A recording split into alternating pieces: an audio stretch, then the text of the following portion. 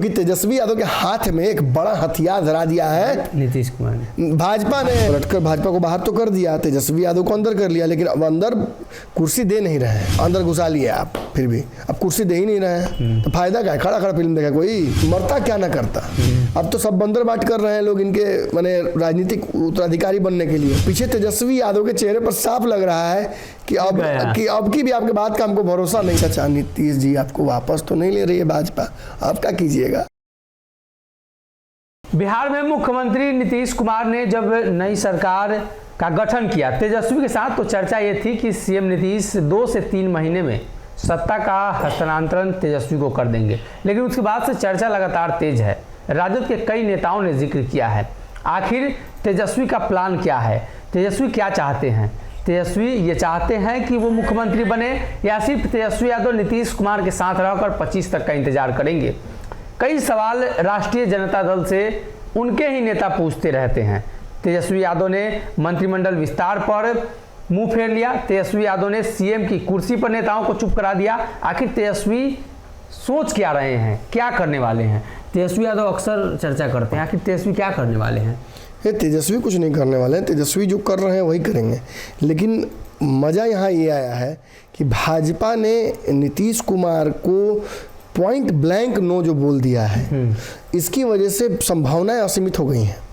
अब है क्या कि तेजस्वी यादव को बार बार नीतीश कुमार, जब से सरकार ये बनी है नई वाली, पलटकर भाजपा को बाहर तो कर दिया, तेजस्वी यादव को अंदर कर लिया, लेकिन अब अंदर कुर्सी दे नहीं रहे हैं। कहने का मतलब हाउसफुल है जो सिनेमाघर, अंदर घुसा लिया आप, फिर भी अब कुर्सी दे ही नहीं रहे हैं, तो फायदा क्या है? खड़ा खड़ा फिल्म देखा कोई, जगह दीजिए, स्थान दीजिए, सम्मान दीजिए। जैसे अंदर लाए वैसे ही उनको जगह दीजिए। अब तेजस्वी यादव को झिलफिला कर, समय काट कर नीतीश कुमार चाह रहे हैं कि किसी तरह से चुनाव का समय आया था, तो अपनी ताकत एक बार देख लेते हैं, बढ़ा लेते हैं थोड़ी ताकत। तेजस्वी के माने आने से भी उधार कुछ वोट मिल जाएगा, उसका फायदा मिल जाएगा। भाजपा के साथ तो हुआ नहीं है, तो कम से कम तेजस्वी के साथ करके देखते हैं एक बार। और ये जो मरता क्या ना करता, अब तो राजनीति समाप्त हो रही है, अब तो सब बंदर बाट कर रहे हैं लोग इनके माने राजनीतिक उत्तराधिकारी बनने के लिए। तो अब ऐसी स्थिति में नीतीश कुमार यहाँ भी अपनी जो मोह माया है कुर्सी के प्रति वो त्याग नहीं रहे हैं। लेकिन भाजपा ने ना कहकर सार्वजनिक तौर पर नीतीश कुमार को चेकमेट कर दिया है। मैं बार बार उस वीडियो को देख रहा हूँ जिसमें नीतीश कुमार ने इस बार कहा है कि मैं मर जाऊंगा लेकिन भाजपा के साथ नहीं जाऊंगा। इस वीडियो में साफ तौर पर उनके चेहरे पर भाव समझ में आ रहा है। अब पीछे तेजस्वी यादव के चेहरे पर साफ लग रहा है कि अब की भी आपके बात का हमको भरोसा नहीं है। मतलब देखिए चेहरे की भावनाएं पढ़ना, फेशियल एक्सप्रेशन में रीड करता हूँ, आप अच्छे से जानते हैं। और मुझे साफ तौर पर समझ में आ रहा है यहाँ कि तेजस्वी यादव ये बात कह रहे हैं कुछ शांत स्वभाव और शांत पीछे खड़े चित्त से कि चाचा आप बोल तो रहे हैं लेकिन मुझे विश्वास नहीं हो रहा है। लेकिन जैसे ही भाजपा की तरफ से ये स्पष्ट हो गया कि अब एंट्री नहीं होगी, हालांकि भाजपा तो अभी भी ट्राई कर रही है और नीतीश कुमार से बातचीत चल रही है, लेकिन सार्वजनिक तौर पर एक विशेष दबाव भाजपा ने बना दिया। इसके पीछे भाजपा की रणनीति क्या है समझिए। क्या सोच इसके पीछे भाजपा की रणनीति यह है कि किसी तरीके से नीतीश कुमार पर दबाव बने और तेजस्वी इस दबाव का फायदा उठाकर मुख्यमंत्री बनने की कोशिश करें ताकि खटपट हो महागठबंधन में। मतलब भाजपा चाहती है कि दोनों के बीच लड़ाई, भाजपा चाहती है कि तेजस्वी बन जाए, आम आए बजटा जाए। अगर ढेला चला भी गया आम तोड़ने में तो कोई दिक्कत नहीं है। तेजस्वी मुख्यमंत्री बन जाएंगे कितने दिन के लिए? 24 में 25। अगर नहीं बनते हैं तो नीतीश और तेजस्वी में लड़ाई लगी जाए। क्यों? क्योंकि तेजस्वी यादव के हाथ में एक बड़ा हथियार धरा दिया है नीतीश कुमार ने, भाजपा ने। लीजिए, अब नीतीश कुमार को हम वापस अपने साथ नहीं ले रहे हैं। ये बात बार बार उनके कान में कहिएगा, अच्छा नीतीश जी आपको वापस तो नहीं ले रही है भाजपा, आप क्या कीजिएगा?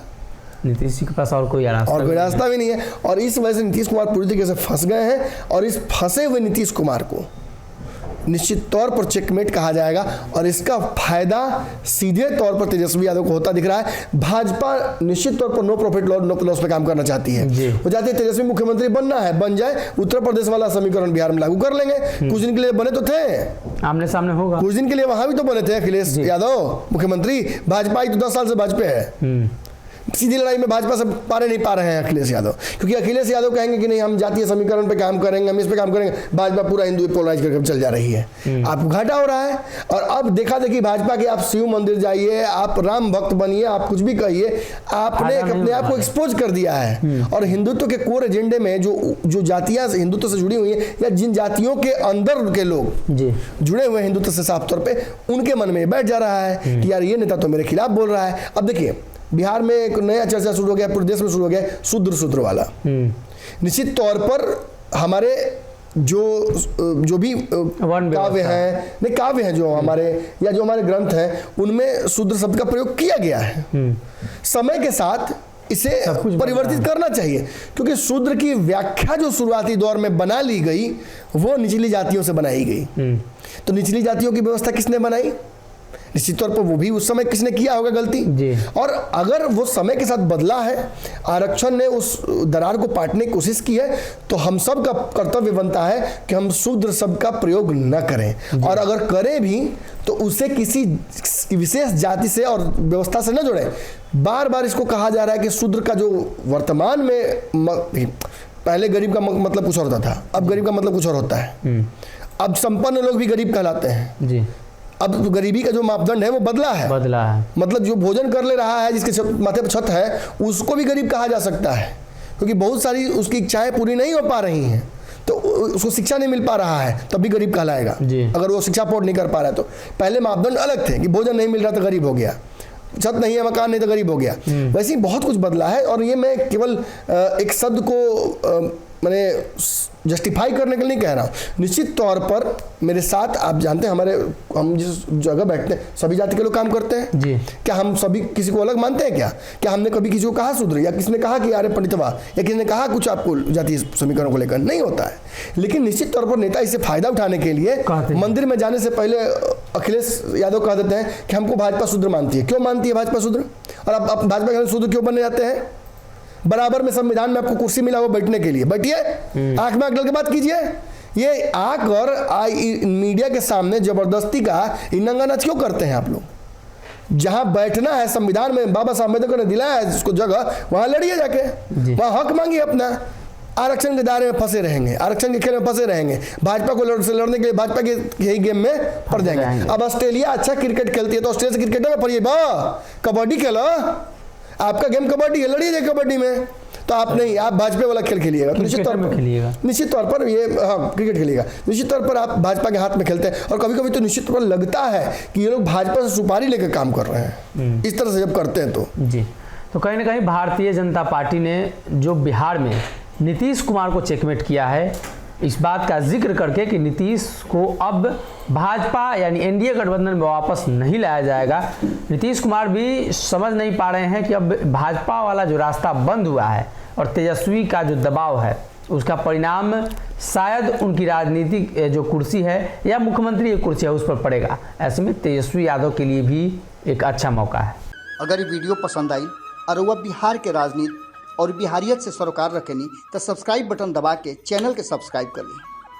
ओजे एगो घंटी बा, ओकरा बटन दबा देला से कुल सटीक और मारक खबर रुआ मुफ्त में मिल जाई। अगर रुआ पत्रकारिता के हमनी के नया प्रयोग में सहयोग कर चाहतानी तो ज्वाइन बटन दबा दी। पेटीएम नंबर नोट कर ली 9386816700। धन्यवाद।